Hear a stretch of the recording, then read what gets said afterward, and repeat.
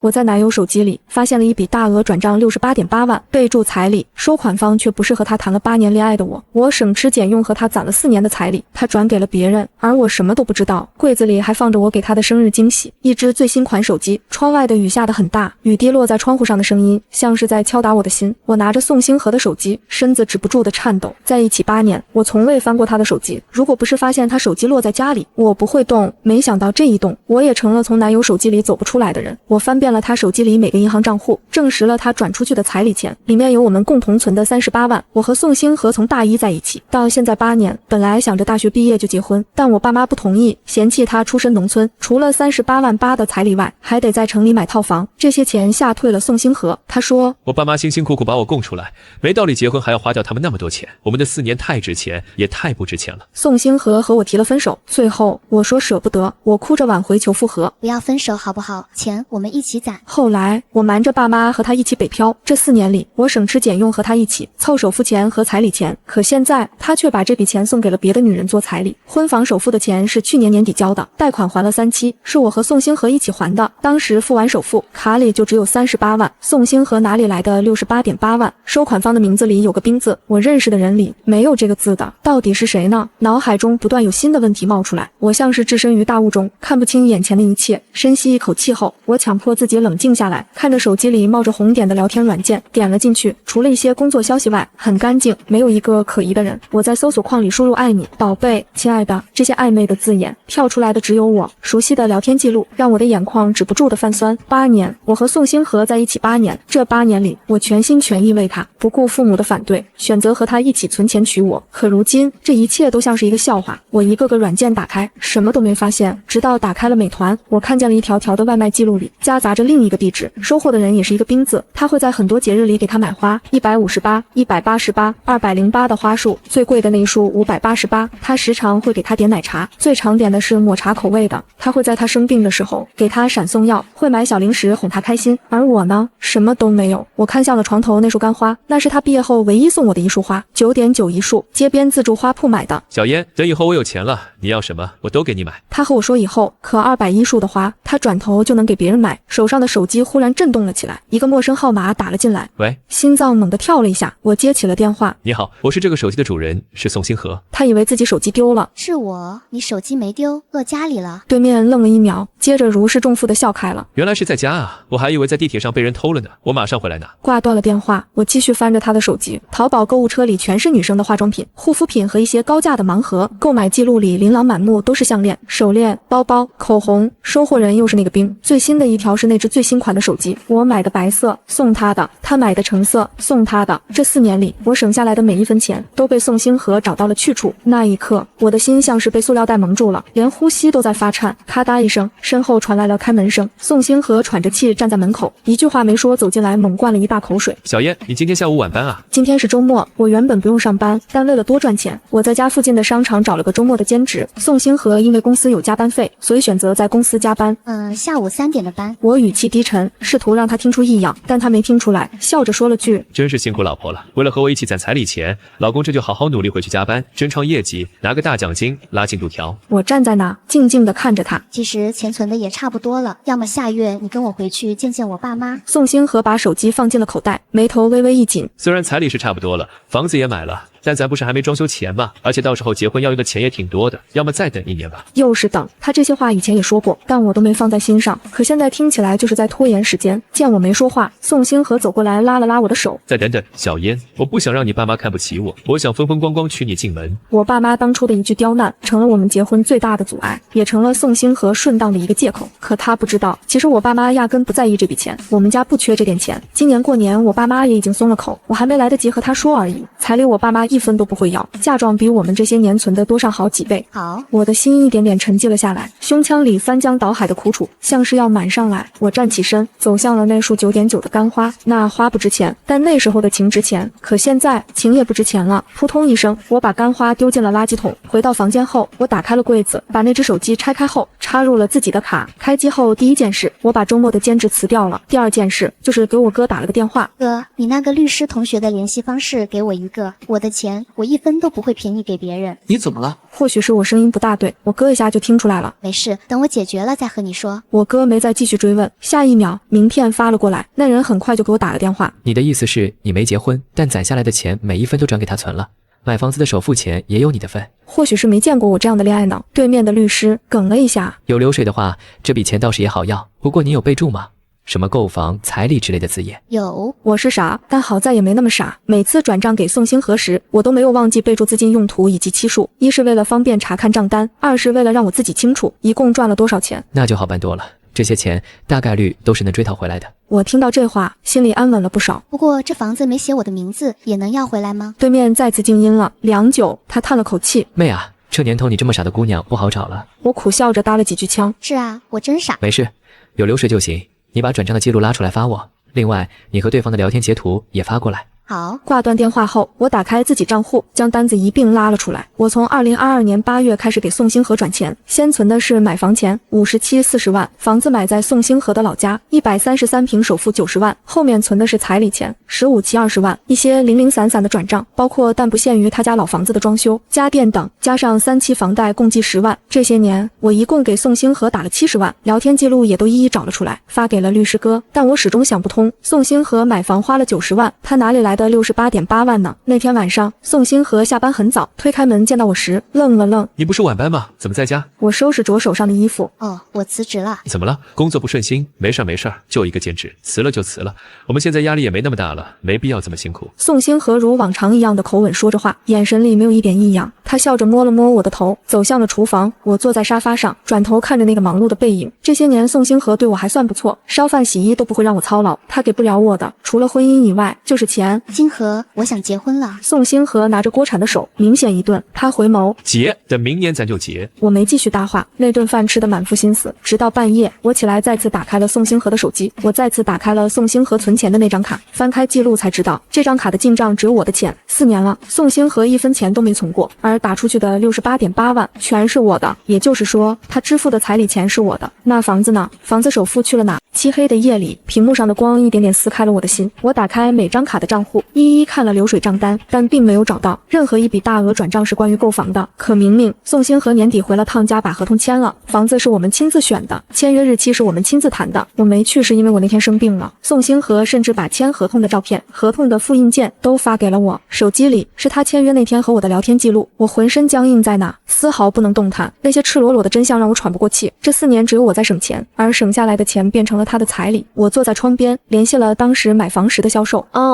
我还记得你老公后面没回来签合同诶，说是另外有了心仪的房子，后来那套房子卖给了别人，是个女孩子。销售依然很热情，说话时带着一丝惋惜。这房子真的很划算，我听那女孩子也是买来做婚房呢，男方只写了女方一个人的名字里，羡慕死人了。没事，下次有合适的我再给你们找找。我深吸了一口气，鼓足了勇气问道：我能知道是哪个女孩子买的吗？我实在是喜欢那套房，想加价买回来。销售愣了，加价买不划算的。没事，我不在乎钱。销售表示会帮我问问。没过一会儿，有人加我了，我打开名片，看见了那个熟悉的号码，是宋星河点外卖送礼物的号码。你要买我那套房？对面很快发了消息过来。是的，我真的非常喜欢这套房，这房号还是我男朋友的生日，你能卖给我吗？我可以加钱。对面发了个表情，大概加多少？我也是做婚房用的，得问问男朋友的意见。我敲击着屏幕，也是婚房啊，真是有缘。我听销售说，这房子只写了你一个人名字啊，你男朋友对你真好。是啊，他对我是蛮好的，我们谈了2年，下月初3就要订婚了。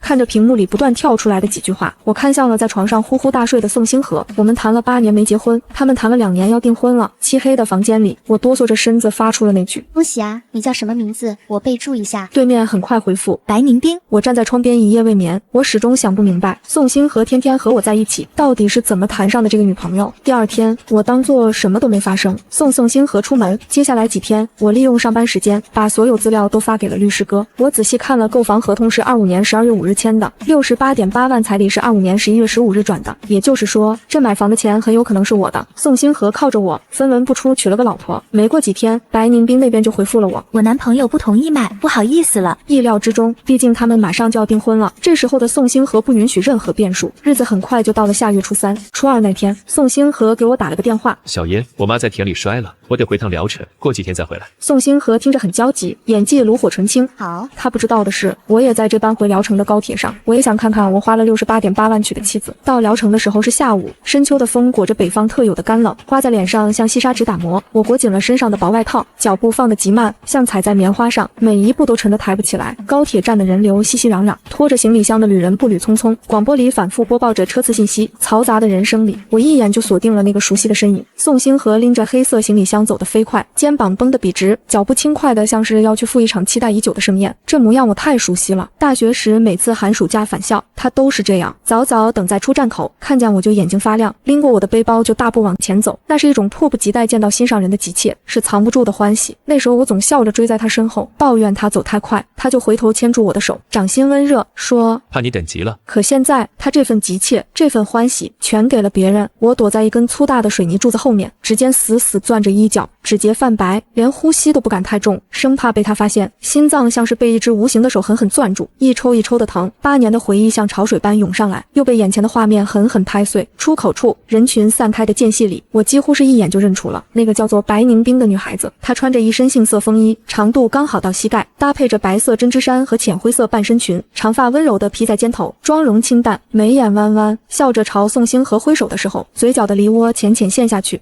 是标准的南方小巧长相，温婉的像一汪春水，和我这种性子直、骨架偏大、习惯了凡事靠自己的姑娘，完全是两个模样。我忽然想起大学毕业那次真心话大冒险，一群朋友围坐在一起，酒过三巡，有人起哄问宋星河喜欢什么类型的女生，他那时候喝得脸颊微红，眼神飘了飘，没看我，笑着说喜欢小巧温柔的，说话轻声细语，能让人忍不住疼惜的那种。那天我当场就冷了脸，散场后一个人走在回出租屋的路上，眼泪止不住的掉。我追了他3条街，跟他大发脾气，哭着问他，那我算什么？他哄了我整整3天，买了我最爱吃的草莓蛋糕，一遍遍说，我就随口一说，在我心里你最好。我们这才和好。原来那不是随口一说，是藏在心底的真实喜好。原来我8年的陪伴，从来都没走进过他真正的审美里。宋星河看见白宁冰的瞬间，眼睛亮得惊人，像是漆黑的夜里骤然亮起的星子。他几乎是窜了出去，行李箱都被他甩在身侧，第一时间就紧紧抱住了他，手臂用力的像是要把人揉进骨血里。人潮涌动，他们旁若无人的紧紧相拥。我看见白宁冰踮起脚尖，双手环住他的脖子，轻轻亲吻了他的唇角。宋星河低头回应，动作温柔的能滴出水来，而我躲在阴暗的角落里，像一个见不得光的人，窥探着本该属于我的幸福，又或者说窥探着我用8年青春省吃俭用攒出来的别人的幸福。心口像是被硬生生撕开一道口子，冷风灌进去，冻得我浑身发抖。我才是那个和他从大一走到毕业，北漂4年，一起攒钱买房的人。我才是那个为了他和父母决裂，省吃俭用连一杯奶茶都舍不得喝的人。可现在站在他身边接受温柔的却是另一个人。要不要去明天订婚的饭店看一下？我妈订了镇上最好的酒楼，还特意让老板布置了鲜花呢。白宁冰的声音软软的，带着小女生的娇憨，拉着宋星河的胳膊轻轻晃了晃。好，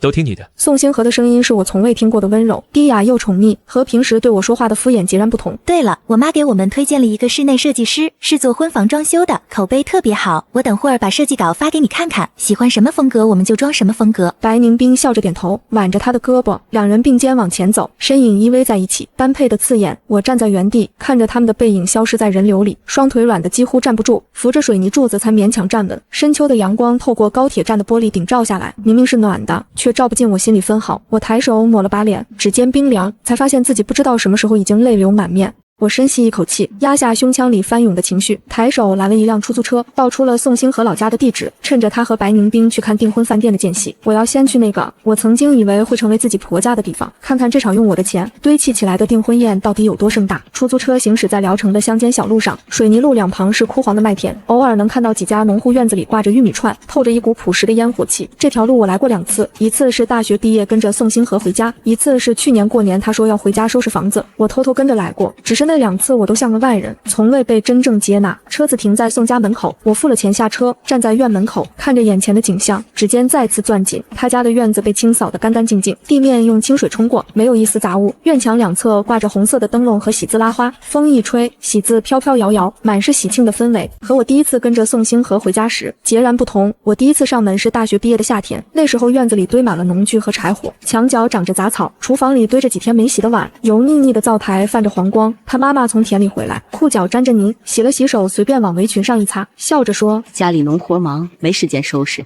今天要么就吃几个饺子。语气是问句，却带着不容拒绝的强硬。那天我拘谨地坐在小板凳上，吃了8个素饺子，连一口热汤都没喝上。临走时还偷偷塞了2000块钱给宋星河的妈妈，说：“阿姨，买点好吃的。”而现在，干净整洁的院子里摆满了红色的喜庆用品，竹筐里装着崭新的红杯面、喜糖盒、红枣、花生、桂圆、莲子，旁边的纸箱里放着高档烟酒、定制的订婚蛋糕盒，还有一沓沓崭新的红包，一筐一筐，全是为订婚准备的聘礼，摆放得整整齐齐，透着精心准备的用心。我蹲下身，手指微微颤抖，一个接着一个掀开竹筐的盖子，红色的喜帕落在指尖，冰凉的触感提醒着我，这一切都和我无关。你谁啊？怎么乱动这些东西呢？身后突然传来一道尖利的女声，我吓了一跳，猛地站起身回头，是一个穿着花衬衫、烫着卷发的中年女人，看着50岁左右，胳膊上挎着菜篮子，应该是宋星河的邻居或是亲戚，脸上带着警惕的神色，上下打量着我。我稳住心神，扯出一个平静的笑容，语气淡然：“我是宋星河的朋友，他邀请我来参加他的订婚典礼。”大婶一听是来参加订婚宴的，脸上的警惕瞬间散去，表情立刻变得亲和又热情，快步走过来拉了拉我的胳膊：“原来是客人啊，快进来，快进来。这些聘礼是明天要用的，可不好乱碰，碰乱了星河该不高兴了。”他一边说着，一边领着我往堂屋走，嘴里不停念叨着：“我们星河可有出息了，在北京上班赚大钱，找的媳妇又漂亮又温柔，明天订婚。”镇上好多人都要来凑热闹呢。我跟着他走进堂屋，熟悉的陈设映入眼帘，墙面还是斑驳的白，桌椅是老旧的木桌，墙角放着我去年给他们买的取暖器，一切都和记忆里一样，可又处处都不一样了。这里曾经是我想要努力融入的家，我想着好好孝顺公婆，好好过日子，可现在这里即将迎来新的女主人，而我连进门的资格都没有。来，喝口水。大婶倒了一杯热水递过来，杯子是普通的塑料杯，边缘有些磨损。我接过茶杯，指尖被烫得微微一缩，顺手放在了旁边的木桌上，目光扫过院子里忙碌的身影，随口问道：“叔叔阿姨怎么不在家？我想着过来打个招呼。”大婶忙着擦桌子，头也不抬，语气里满是羡慕：“他们去镇上银行取钱了，说是订婚的时候额外给未来媳妇包个大红包，要给族女方面子，老送头啊！对这个准儿媳妇满意的不得了，逢人就夸，说找了个本地的好姑娘，懂事又顾家。”手里的水烫得吓人，我却感觉不到温度，只觉得心口像是被滚烫的开水浇过，疼得麻木。我为了攒彩礼，每天吃10块钱的快餐，舍不得买新衣服，舍不得用贵的护肤品，连生病都舍不得去医院。可他的父母却拿着我的钱，风风光光给别的女人包红包，满心满眼都是满意。我压下喉咙里的哽咽，状似不经意的提起，语气平淡的像在说别人的事。不过我记得宋星河之前大学谈过一个女朋友啊，谈了好多年，怎么好像不是定的这个女孩子？大婶手上的动作顿了顿，抬起头看了我一眼，叹了口气，语气带着几分不屑：“是有那么一个女孩子，听说谈了8年，还是外地的。不过啊，我们宋家喜欢本地媳妇，知根知底，以后走亲戚也方便。前2年过年的时候，他舅妈就给星河介绍了这个白姑娘，俩人是同一个高中的，老家离得近，聊了没多久就成了。”大婶撇了撇嘴，语气轻飘飘的，却像刀子一样扎进我心里。你说说，谈再久有什么用？外地的姑娘再懂事，也不如本地的贴心。遇上合适的，还不是说分开就分开了？人家白姑娘家里条件好，陪嫁都不少，哪像那个外地的，还得我们星河攒彩礼，多麻烦。大婶的话一针见血，戳破了我8年的自我感动，也戳穿了宋家所有人的心思。他们从来没看得起过我，从来没把我当成未来的儿媳妇。他们吃定了我心软，吃定了我放不下8年的感情，所以心安理得地花着我的钱，一边花着，一边嫌弃我是外地的，转头就给儿子找了个本地的姑娘，用我的钱风风光光娶进门。我笑了，笑得眼泪都掉了下来，赶紧低下头，假装揉眼睛，把眼泪擦干净。我没有再说话，拿出手机打开微信，找到白宁冰的对话框，把宋星河家的定位发了过去，指尖敲击屏幕，只发了5个字：“你过来看看。”对面很快回了一个问号，带着疑惑。我看着那个问号，没有再回复，把手机揣回口袋，坐在老旧的木椅上，静静地等着。我要等他亲自过来，亲眼看看他满心欢喜要嫁的男人到底是个什么样的人，他满心期待的订婚宴到底是用谁的钱堆砌起来的。没过多久，门外传来了嘈杂的脚步声和说话声，熟悉的声音穿透院门，清晰地传进我的耳朵里，是宋星河还有他的父母。你这趟从北京回来，没让那头发现吧？宋星河爸爸的声音压低了嗓音，带着谨慎。爸，你放心，绝对没发现。宋星河的声音带着一丝得意。我跟他说我妈摔了，要回老家几天，他笨得很，一点都没怀疑。那就好，那就好。宋妈妈的声音响起，明天订婚可不能出岔子。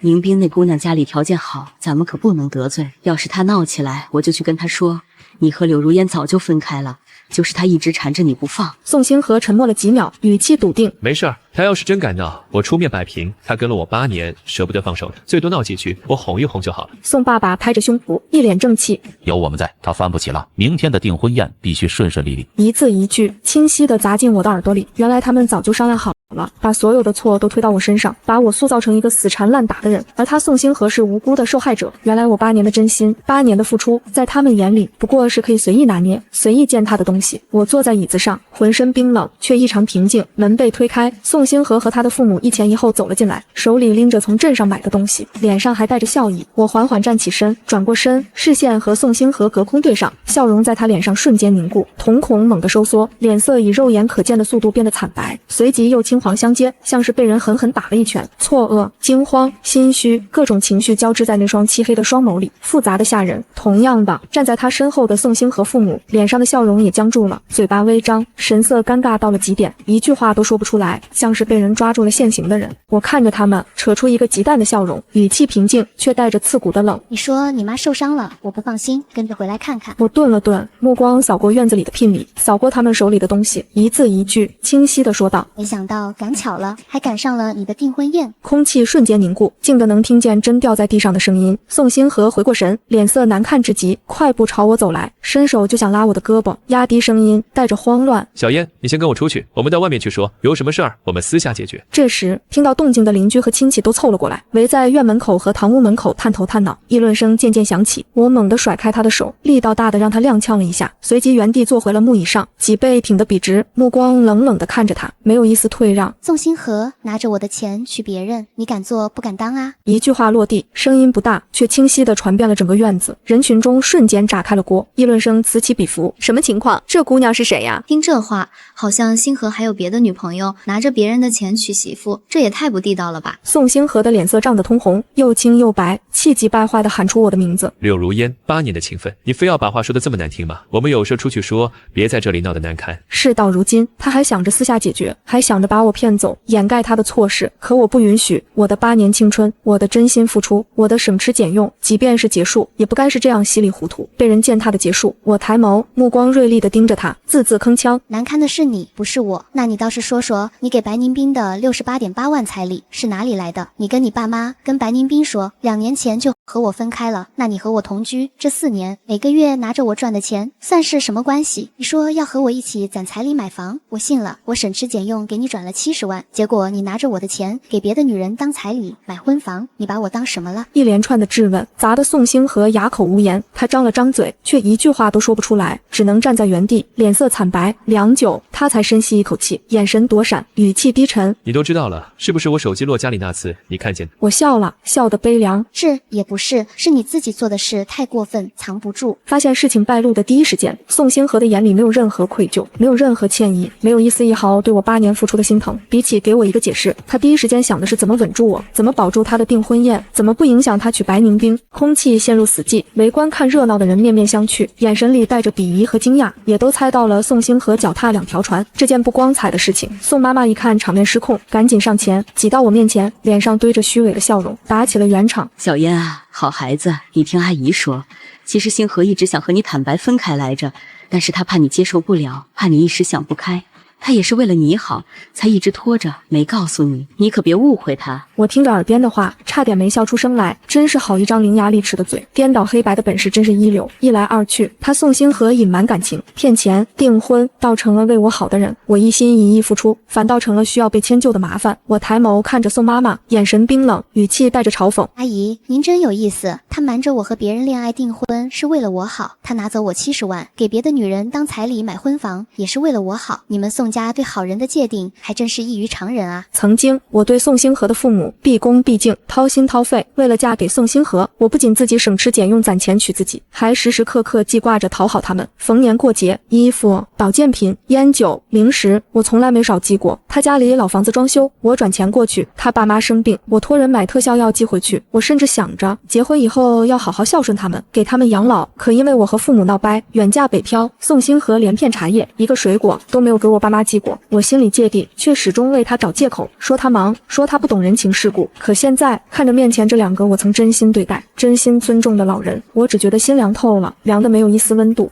他们不是不懂，只是不屑，只是觉得我不配。宋星河看着我寸步不让，脸色越来越难看，终于撕破了伪装，语气带着不耐烦和指责。柳如烟，我们之间有必要闹得这么难看吗？如果不是当年你爸妈索要高额彩礼和房子，逼得我没办法，我们早就结婚了，何至于走到今天这一步？他顺水推舟，把所有的错又推回了我爸妈身上。我低下头，轻声笑了出来，笑声里满是悲凉和嘲讽。站在眼前的这个人，我竟然有些不认识了。那个曾经说会一辈子对我好，会努力给我一个家的人，那个我爱了8年，付出了8年的人，如今变得如此自私、虚伪、过分。我缓缓抬起头，眼神平静地看着他，一字一句清晰地说道：宋星河，你不愿意娶我，可以直说。我柳如烟不是非你不嫁，没有你，我照样能过得很好。你什么都不说，一边哄着我，一边拿着我辛辛苦苦攒的70万去娶别的女人，你当我是傻子吗？宋星河张了张嘴，叹了口气，正想开口辩解，就在这时，一道清脆又带着颤抖的女声从门口传了进来，打破了所有的伪装。什么70万？他是谁？我循声看过去，白宁冰站在门口，脸色煞白，眼神里满是错愕和不敢置信，小手紧紧攥着衣角，身体微微颤抖。这场戏的3个主角终于齐了。宋星河在看见白宁冰的瞬间彻底慌了，眼神慌乱，脚步踉跄着朝他走去，语气急促：冰冰，你怎么来了？你不是在家等我吗？白宁冰没有看他，目光死死盯着我，又转向宋星河，声音颤抖：没什么事，他是谁？什么70万？他就是我一个同学，好久没见，过来聊几句。宋星河还在垂死挣扎，试图掩饰。冰冰，你别听他胡说八道，我和他早就分开了，他就是知道我要结婚，心里不平衡，过来闹的。宋星河父母也赶紧上前，围着白宁冰，七嘴八舌的解释，让他先回去，说明天订婚的日子不能生气。白宁冰没有动，目光落在我脸上，眼神里闪过一丝犹豫，轻声问道：你就是之前说要买我房子的人？我点了点头，语气平静：是我叫柳如烟，是宋星河谈了8年的女朋友，微信上我和你聊过。白宁冰的小脸瞬间血色尽失，惨白如纸，他难以置信地看向宋星河，眼泪在眼眶里打转，声音哽咽：他说他只谈过我一个女朋友，他说他从来没有爱过别人。他说不下去了，眼泪终于掉了下来。宋星河百口莫辩，急得满头大汗，却不知道该如何解释。我没有再看他们，从随身的包里拿出一叠厚厚的打印的整整齐齐的流水账单，递到白宁冰面前。纸张很厚，边缘被我摩挲得有些发软，是我熬夜整理出来的。这是4年里我给宋星河的转账记录，他说和我分开的那2年里，我依然在给他转钱，大额转账65笔，小额转账数不清，前前后后一共70万。我顿了顿，目光看向宋星河，语气冰冷：也就是说，他给你的68.8万彩礼、买婚房的钱全是我的。白宁冰伸出颤抖的手，接过流水账单，指尖冰凉，一页一页翻看着，每一笔转账的时间、金额、备注都清晰地印在纸上。购房款第12期，彩礼存款第5期，老家装修费、房贷月供，清清楚楚，明明白白。他的身子越来越晃，脸色越来越白，几乎站不住，扶着门框才勉强站稳。声音颤抖：你怎么证明这些都是真的？我不慌不忙，从包里拿出另一部手机，正是我当初买给宋星河却被我拿来留证的那部最新款手机，直接塞到了白宁冰手里。那里面是我和宋星河这8年的聊天记录，每一条我都没删，从大一在一起到北漂攒钱，到他说要和我一起买房结婚，每一句话都在你大可以拿回家慢慢核对，看看我和他到底是不是早就分开了。宋星河的脸涨得通红，青筋暴起，死死盯着我，咬着牙，几乎是从喉咙里挤出我的名字。柳如烟，有必要这样吗？就算这笔钱是你的又怎样？就当我借你的不行吗？我们谈了8年，8年的感情难道还不值这70、80万吗？接连3个疑问句，声音尖利，引得所有人都看了过去。围观的人议论声更大了，鄙夷的目光像刀子一样扎在宋星河和他父母身上。宋星河的爸爸黑着一张脸，铁青一片，一句话都说不出来，背着手把头扭到一边，不敢看众人的目光。宋妈妈却坐不住了，往前一站，双手叉腰，大声喊了起来：就是彩礼当初是你自己要和星河一起攒的，又没人逼你，你自愿给的钱，现在还好意思要回去？从前也没说过这笔彩礼就是用来娶你的呀。我们星河这么优秀，你跟了他8年是你的福气。我没搭理这些话，目光平静地看向还在回神的白宁冰。我看过你的朋友圈，知道你是一个很聪明、很通透的女孩子。即便我真的和宋星河分开了，这样的男人，这样的家庭，谎话连篇，骗钱、骗感情，你也要嫁进来吗？白宁冰的手在剧烈的颤抖，眼泪像断了线的珠子一样往下掉。他低下头，把手机递还给我，没有再看账单，没有再看聊天记录。不用看了。了。他缓缓抬起头，眼眶通红，泪水滑落，和我那几天整夜失眠、崩溃大哭的样子如出一辙，都是被同一个男人伤透了心。白宁冰一句话都没有说，没有哭闹，没有质问，只是深深地看了宋星河一眼，那眼神里有失望，有反感，有决绝。然后他转身，挺直脊背，一步步走出了宋星河家，没有回头。冰冰，你别走，你听我解释。宋星河着急了，疯了一样追了出去，声音里满是慌乱。刚追到门口，就被白宁冰冷冷地打断，声音清晰，带着彻骨的反感。别过来，明天的订婚取消了。宋星河，你真让我觉得反感。宋星河僵在原地，伸出的手停在半空中，看着白宁冰的背影消失在路口，再也追不回来。他缓缓转过身，看着院子里堆积如山的聘礼，看着满院的红色喜字，恨得牙痒痒。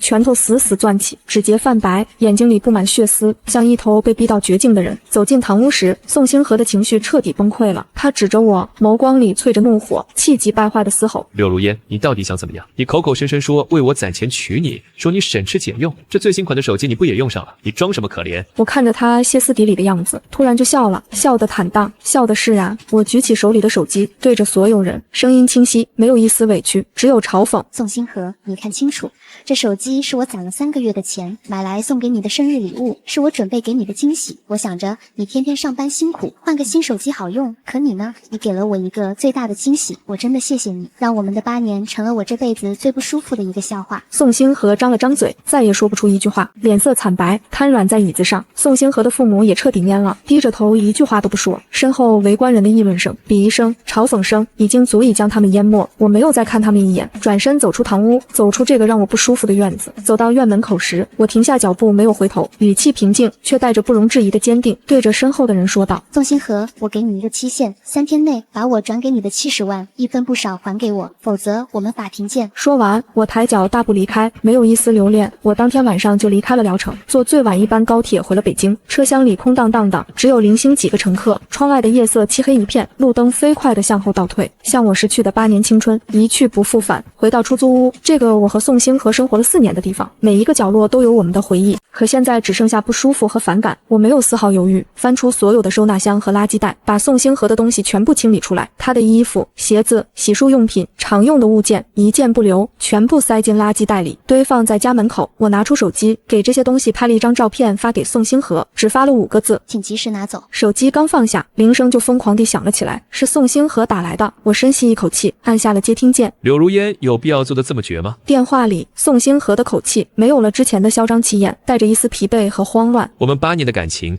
难道就这么经不起考验吗？你就不能念一点旧情吗？我笑了，笑得悲凉。旧情，当初你因为我爸妈的要求提分开打退堂鼓的时候，怎么不念旧情？你拿着我的钱给别的女人当彩礼，买婚房的时候怎么不念旧情？你骗我，瞒我脚踏2条船的时候怎么不念旧情？没什么好聊的，你把钱还了就行。说完，我直接挂断了电话，拉黑了他的微信和手机号。世界终于清静了。宋星河是第3天回来的，那天我正在家里整理资料，听到敲门声，打开门就看见他站在门口，脸上挂了彩，嘴角淤青，眼角红肿，头发乱糟糟的，衣服也皱巴巴的，狼狈不堪，是白宁冰家里人打的。前一天，白宁冰给我发过视频，视频里他的哥哥和表哥围着宋星河，语气愤怒，说他骗钱骗感情，丢尽了他们家的人，动手教训了他一顿。白宁冰还跟我说，他把宋星河给的彩礼钱全部用来买了那套婚房，分文没留。现在房子在他名下，宋星河想要拿回钱，只能把房子卖掉。他爸妈的意思是把房子过户给宋星河，让他自己想办法卖房子还钱。这样一来，你的钱就更难要了。白宁冰的话里带着一丝愧疚，我回复他，没事儿，我会自己想办法，你不用愧疚，这是他该有的下场，希望你以后幸福。白宁冰很快回复，谢谢你。此刻，宋星河站在我家门口，怯弱地看了我一眼，眼神躲闪，语气卑微，小妍，这钱能不能缓缓？我现在真的没有这么多钱，房子在冰冰名下，他不肯过户，我总得等把房子卖掉，才能凑够钱还给你。我撑着门边，身体挡在门口，不愿意让他踏进这个家门一步，语气冰冷，我等不了，你不还钱，就等着收起诉状。我说完，抬手就准备关门，就在门即将关上的瞬间，身后突然传来扑通一声巨响，我回头看见宋星河直挺挺地跪在了地上，膝盖砸在地板上，发出沉闷的声响。他低着头，声音哽咽，带着哭腔，对不起，小燕，我错了，我真的知道错了，你再给我一次机会，好不好？我不想和你分开，我们重新开始，我以后一定好好对你，再也不骗你了。我愣了一秒，随即彻底笑开了，笑声里满是嘲讽和释然。宋星河到现在他还以为我会回头，还以为我会原谅他。我看着跪在地上的他，语气平淡，却带着致命的一击。宋星河，我忘记和你说了，我爸妈年初初就和我说，那38.8万彩礼他们一分都不会要，全数让我带回。不仅如此，他们还给我准备了108万的嫁妆，会在北京给我们买一套全款的房子，写我的名字。这些话我本来想等你和我回家见父母的时候亲口告诉你，可惜你没等到，你隐瞒感情，骗钱，用我的钱娶别的女人，亲手毁了这一切。这都是我命好，老天有眼，让我及时看清了你这种人，没有在你身上继续浪费光阴。说完，我不再看他，砰的一声，狠狠带上了门，把他的哀求、他的忏悔彻底关在了门外。可宋星河就像是一块甩不掉的人，从那天起，他天天出现在我家门口，堵在楼道里，堵在小区门口，不停地敲门、发信息、打电话，用各种方式纠缠我，试图让我心软。我没了办法，只能给我哥打了电话，让他过来帮我搬家。搬家那天，天气晴朗，阳光明媚，我哥带着几个朋友过来帮忙，一起来的还有律师哥江晨。你好啊，小妹。江晨走过来，笑着和我打招呼。他和我哥一般高，人高马大，穿着简单的 T 恤和牛仔裤，看着不算很精明的样子，可一开口就知道是个能说会道的律师，全程帮我跑前跑后，安排搬家公司，整理东西，嘴巴就没闭上过，细心又靠谱。我哥没有提起宋星河，没有问我发生了什么，或许是江晨已经把所有事情都跟他说了，他只是拍了拍我的肩膀，说了一句没事，有哥在。我红了眼眶。我搬的新房子在江晨住的那个小区，环境好，安保严格，离我上班的地方也近。我哥很是放心，拍着江晨的肩膀，以后帮我照看着点我妹妹，别让她受委屈。江晨笑着搂过我的肩膀，语气真诚，那是自然，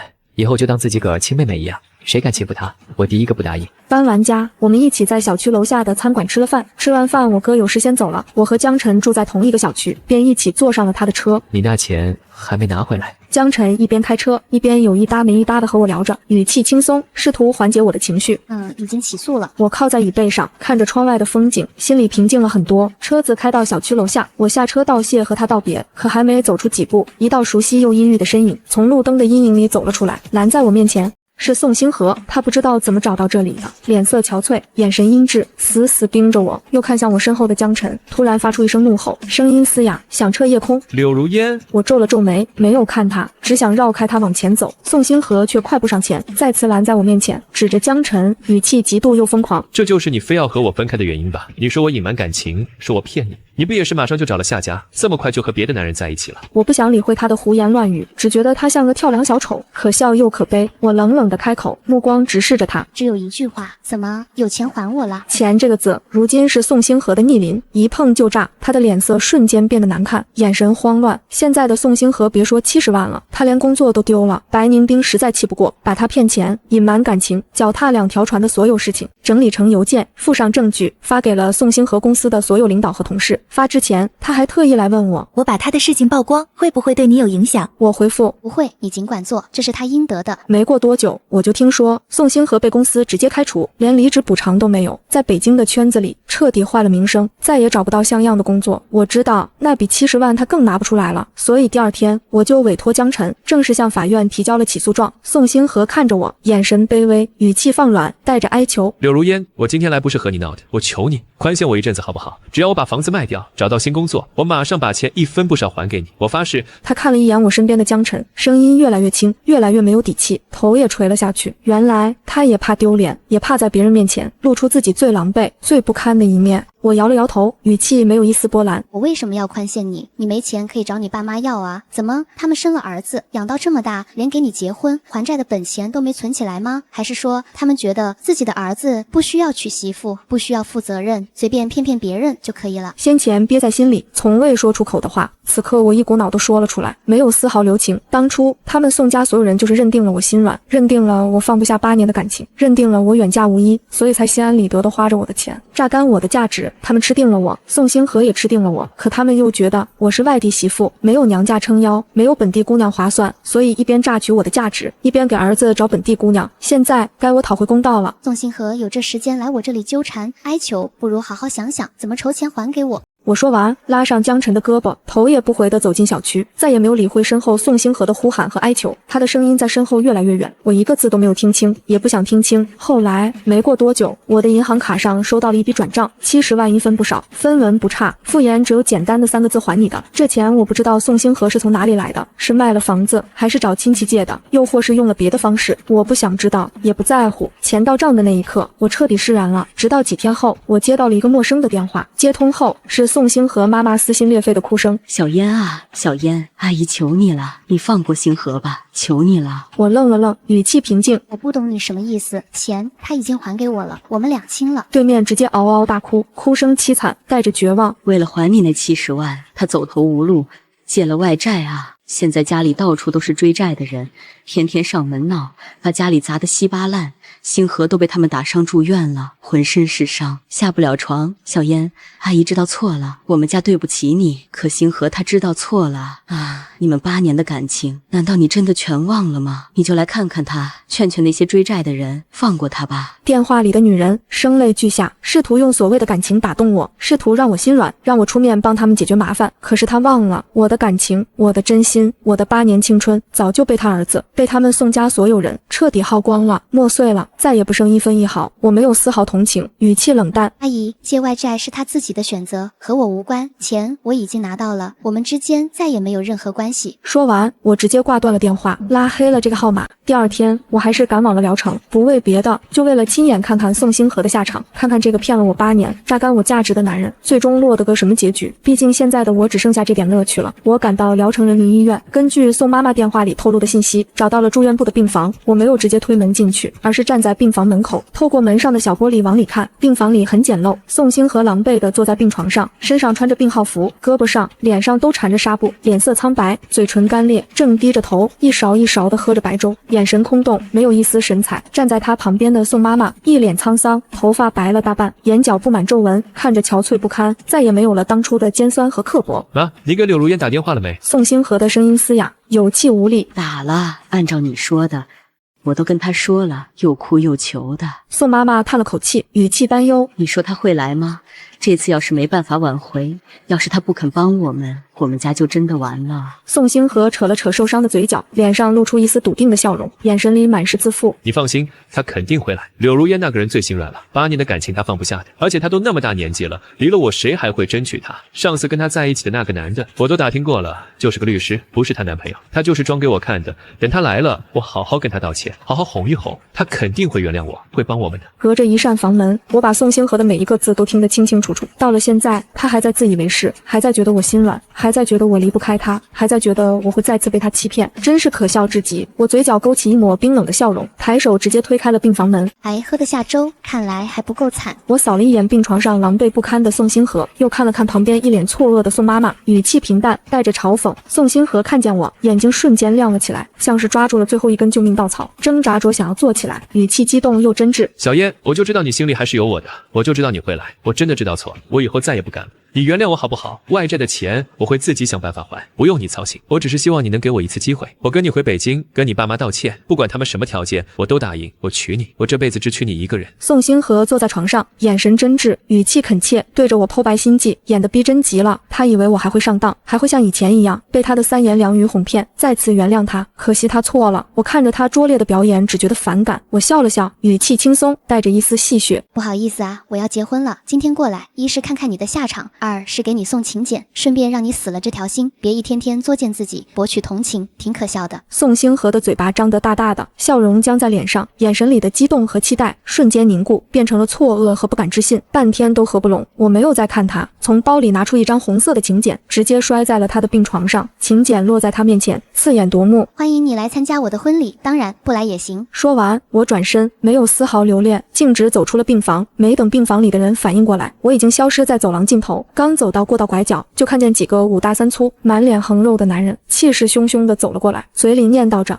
宋星河，欠的钱该还了。”我停下脚步，笑着拦住了他们，语气和善：“你们找宋星河，他在3028病房。”几个男人道了声谢，气势汹汹地朝着病房走去。身后很快传来了宋星河惊恐的喊叫声，传来了宋妈妈撕心裂肺的求饶声、哭喊声，乱作一团。而我头也没回，大步离开了医院，走出了这个让我不舒服的地方。阳光洒在身上，温暖而明媚。我深吸一口气，空气清新，心里从未有过的轻松。后来我听说了宋星河的结局，他被催债的人重伤了腿部，落下了终身残疾，再也站不起来。他他的父母为了帮他还债，每天起早贪黑，到处借钱，能借的亲戚朋友全都借遍了，受尽了白眼和嘲讽，家里一贫如洗，彻底垮了，废了。曾经算计满满、自以为是的一家人，最终落得个家破人残、众叛亲离的下场，这都是他们应得的。再后来，我收到了一份快递，是白宁冰寄来的，打开一看，是一盒包装精美的喜糖，还有一张卡片，卡片上是白宁冰清秀的字迹。如烟，谢谢你，如果不是你及时点醒我，我的一生就要耗在宋星河那样的人手里了。祝你永远幸福。我拿着喜糖，嘴角不自觉地上扬，侧过头看向身边婴儿床里刚生下不久的宝宝，阳光透过窗户洒进来，暖洋洋地照在他粉嫩的小屁股上，他睡得香甜，小嘴巴微微嘟着，可爱极了，一切都那么好，那么安稳，那么幸福。哦，对了，和我结婚的就是那个一直帮我的律师哥，他叫江晨，用我哥的话说，江晨这小子知根知底，人品端正，真心对你好，要是他以后敢做对不起你的事，哥随时过来收拾他。我看着身边熟睡的宝宝，看着厨房里江晨忙碌的背影，心里满是温暖。8年的错付，终究换来余生的圆满。那些受过的伤，吃过的苦，终会变成光，照亮往后的每一步。